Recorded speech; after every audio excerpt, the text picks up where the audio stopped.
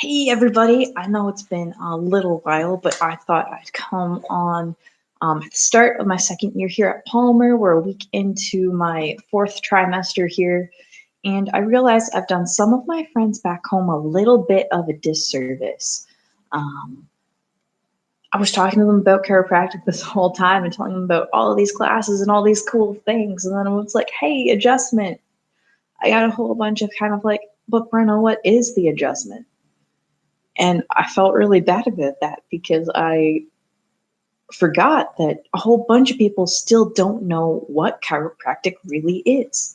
So I'm just going to take a few minutes, just quickly throw together some philosophy for you, some chiropractic philosophy, so that you have a slightly better idea of what I'm talking about when I see you next.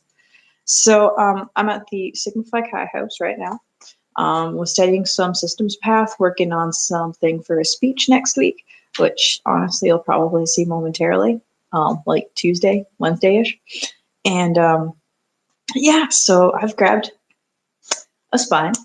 So people know chiropractors as like back doctors or spine doctors, but I like to think of us a lot more as central nervous system doctors. So my concern as a chiropractic student and future chiropractor is keeping your body functioning at 100%. And the thing that lets your body function is your central nervous system, which is made up of your brain and your spinal cord.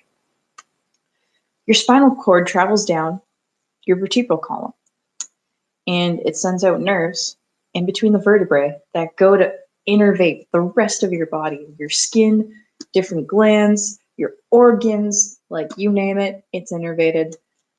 So it's really important that we keep, the spine in alignment, which is what a chiropractor does. So for the adjustment aspect of it, there can be like twisting, there can be, stuff moving like whoosh, depending like, that reverse curve that we're seeing in the cervical spine in a more modern setting.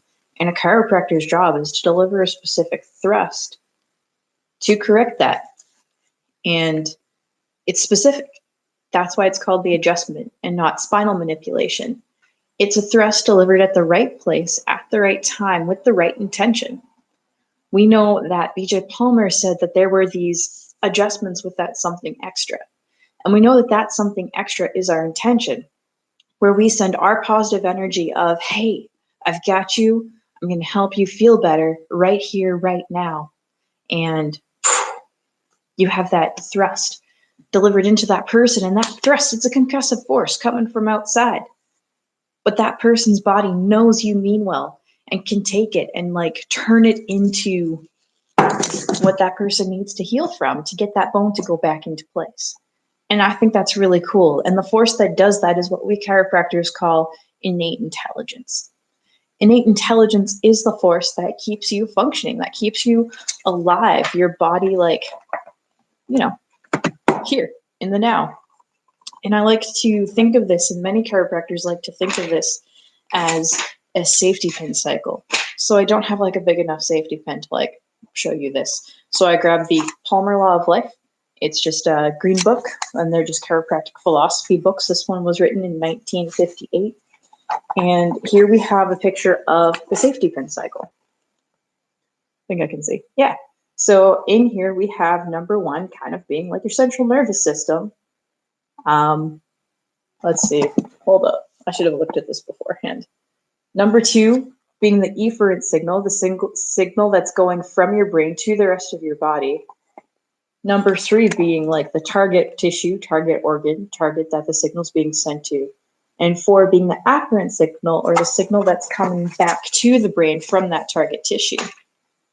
Now, when you have a subluxation, there is something impinging this process, the safety pin cycle. And once upon a time, we just said, hey, a subluxation is the condition of a vertebra that has lost its proper juxtaposition with the one above, the one below, or both, which impinges nerves and interferes with the transmission of mental impulses. And that last part I'm still super, super okay with, but I've seen like, someone's vertebrae are like, okay, it's not like too bad, but you're still like in this subluxated state. And there's a whole bunch of cool soft tissue stuff or disc adjustments that I've seen done that have helped change that for people. But basically, when you're in that subluxated state, innate intelligence, it's always functioning at 100%. It's always there. It's always on. It's always ready to go. But when you have that subluxation, it can't get to the rest of your body at all. So that's where you see the 100% being innate intelligence, the 50% after the subluxation, and then you're only getting 50% of that mental impulse coming back into you. So really what the adjustment's doing is taking a twisted vertebra, delivering a thrust to bring it more straight. I've totally like mutilated the spine. Sorry, guys. Just plastic model, don't you worry. And yeah, so delivering that thrust, correcting that specifically at the right time, at the right place, with the right intention, super important facts, so that you can feel better. And it's really you, the patient, making the adjustment. Because I can deliver the force, but if you're not ready to receive it, you're not going to have that relief in the same way as when you are. So it's my job to know when to do it, where to do it, how to do it. That's why I'm in school at Palmer here in Davenport. So yeah, I hope that clears up some of the confusion I talked to some of you about. I look forward to palpating you when I'm back home again for a little bit over Christmas break. And yeah, I'll see you probably Tuesday talking a little bit more on the subluxation, but I just wanted to get that basic message out for those of you not in chiropractic college. So I'll talk to you later, guys. See ya.